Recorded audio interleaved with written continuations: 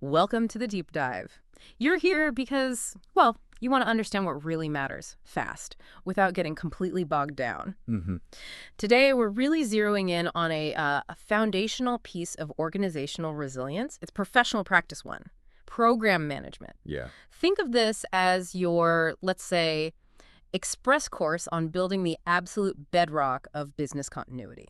That's a good way to put it because, lots of people hear business continuity, but the real question is, okay, where do you actually start? What are the must-haves? Exactly. And Professional Practice 1 from DRI International's guide, Yeah. the professional practices for business continuity management, specifically pages 8 and 9 of the May 2023 version. Yeah. It gives us that initial blueprint. Right, and this isn't just some random advice, is it? Yeah. This DRI International document, it's a really well-respected body of knowledge. It is. It's designed to help organizations, develop, implement, and then maintain these programs effectively. And it's also great for pinpointing gaps, right? Making sure everything actually works together. Cohesiveness. Yeah, that cohesion point. You can find the full document and more info on their site, www.dryii.org, or email them at dryinfo@dryi.org. So for today, think of us as your instructors, maybe. Okay, I like that. Instructors. Our job is basically to unpack this first, but honestly, critical professional practice. We'll walk through the main objectives, what the professional overseeing this actually does, and the step-by-step activities for getting a program established and managed. Because understanding program management, the way it's laid out here, it really is step one for building resilience, isn't it? Absolutely. It's a framework. It underpins everything else. Risk assessment, impact analysis, recovery strategies, all of it. Get this right, and you're on solid ground. Okay, let's start unpacking. What are the core goals here, the objectives of Professional Practice 1? Well, the document lists 3 main objectives. First, it's about establishing the need. Making it clear why the organization needs a business continuity program at all. Right, the justification. Second, it introduces the key concepts. And this isn't just program management itself, but also things like risk awareness, understanding impacts to critical functions, recovery strategies, training, awareness, exercising, testing, kind of the whole landscape at a high level. Okay, so setting the stage, defining the terms almost before you dive deep. Exactly. It's like saying, here's the map, here are the main landmarks we'll be visiting. It ensures everyone, especially leadership, gets the fundamental why and what before the how. Makes sense. And the third objective? A third one just reinforces that. It basically says these initial goals lay the groundwork for everything that follows in the other professional practices. It sets the foundation. Okay, solid foundation laid. So once an organization agrees, yeah, we need this, who's the person, according to DRI, who really drives this? What's the professional's role? Right, the professional's role. It's got 3 main parts, as defined here. First, echoing that first objective, the professional has to actually make the case for the program. Okay. It's not just assuming, it's researching, referencing, quantifying the need, like we mentioned, showing why it's necessary. Providing the evidence, yeah. Convincing people what's next for them. Second big piece, obtaining support and critically funding. The money, always important. Always.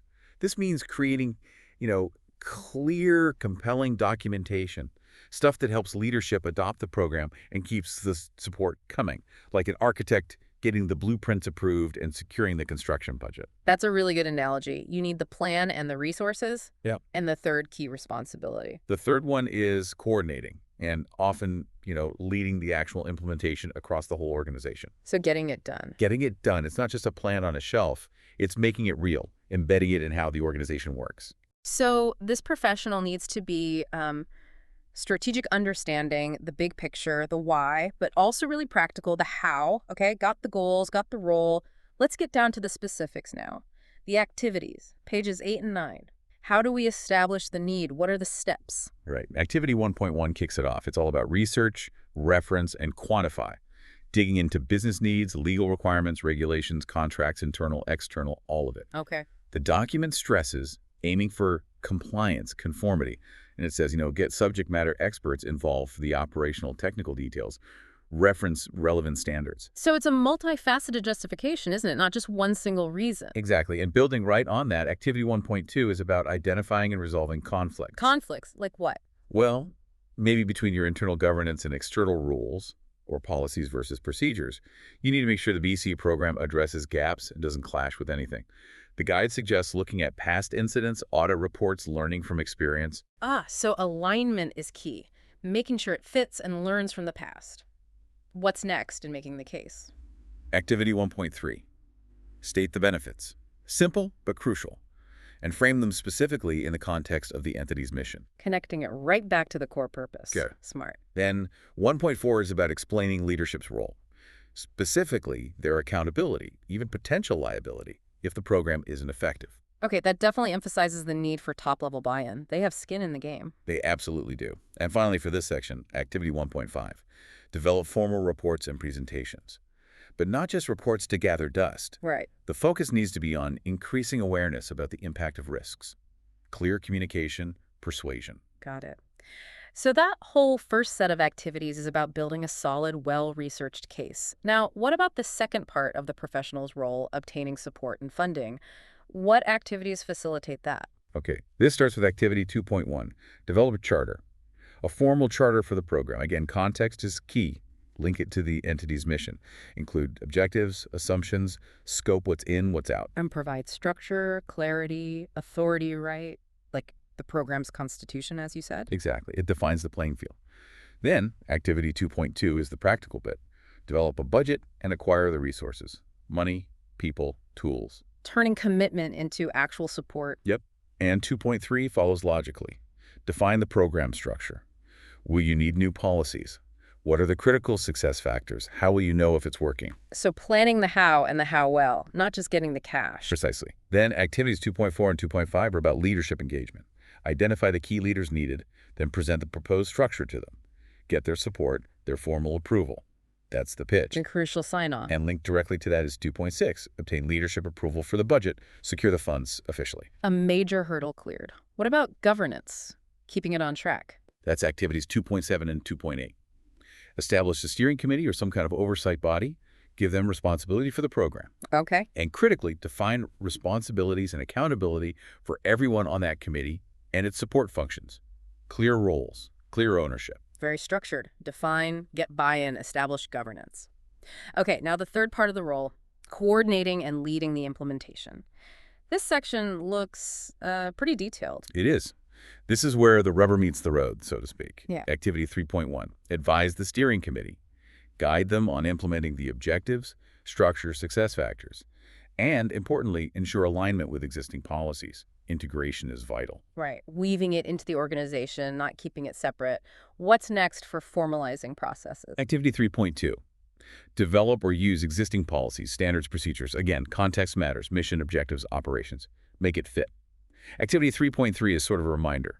Restate the purpose and make sure the resources are actually there for ongoing operation. Keep reinforcing the why and ensuring the how is funded. Now, 3.4 is a big one. Identifying the teams needed. That list is long. It really is. And it shows just how cross-functional BCM has to be. The document lists teams for risk assessment strategies, BIA, recovery strategies, selection implementation, incident management, crisis management comms, post-incident analysis, plan documentation, exercising testing maintenance audit, and the actual response recovery restoration. Wow. Yeah, that touches pretty much every corner of an organization, doesn't it? It really does. Building resilience is a team sport. Okay, what about the money side during implementation? Activity 3.5 covers that. Monitor the ongoing budget impact, do it according to the entity's normal budget process, keep track. Financial oversight. Makes sense. And 3.6, project plans. Yeah, getting practical. Develop project plans for the core bits, like risk assessment, BIA, outline tasks, schedules, time estimates, milestones, who you need. Turning strategy into actionable steps. Okay, activity 3.7 is about ongoing effectiveness. Looks like subpoints here too. Yes, because it's not one and done. Yeah. 3.7.1, develop, monitor, track, report on ongoing management and documentation needs. Continuous effort. Right. 3.7.2, monitor, track, report on compliance. Regulatory stuff, industry standards, keep up with external obligations. And 3.7.3, develop and execute benchmarking. Internal, see how different parts compare. External, see how you stack up against others. Learn and improve. So continuous improvement, compliance checks, learning from others, good stuff. The last main activity, 3.8, keeping leadership in the loop. Exactly. Communication is key, 3.8.1. Develop a schedule for reporting program status to leadership. Make it regular. Predictable updates. And 3.8.2, prepare those regular status reports. Make sure they're accurate, timely, cover the key elements, keep leadership informed and engaged. Transparency is crucial. Absolutely. So wrapping this all up, professional practice 1, program management. It really is, as DRI lays it out, the absolutely indispensable first step. It really is. It's recognizing the need, sure, but it's also actively getting support, funding, and then coordinating this ongoing implementation across the whole entity. It's the bedrock. It truly is the bedrock.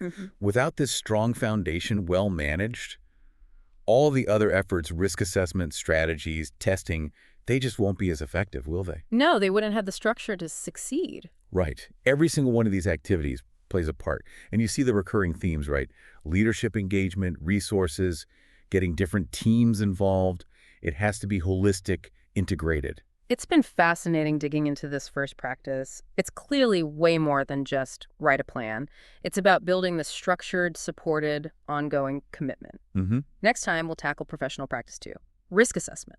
And, based on today, it's obvious how that logically builds right on this program management foundation we've just explored. Yeah, it flows right into it. And that actually brings up maybe a final thought for our listeners. Think about the organizations you interact with or work for. How well do you think they've actually nailed these foundational program management steps we've talked about? Good question. What are the potential weak spots if they haven't? And maybe, what's the single most critical aspect of program management out of everything we discussed for ensuring that long-term resilience? Something to chew on. Definitely food for thought. And folks should really check out the full professional practices document from DRI International. It's a fantastic resource.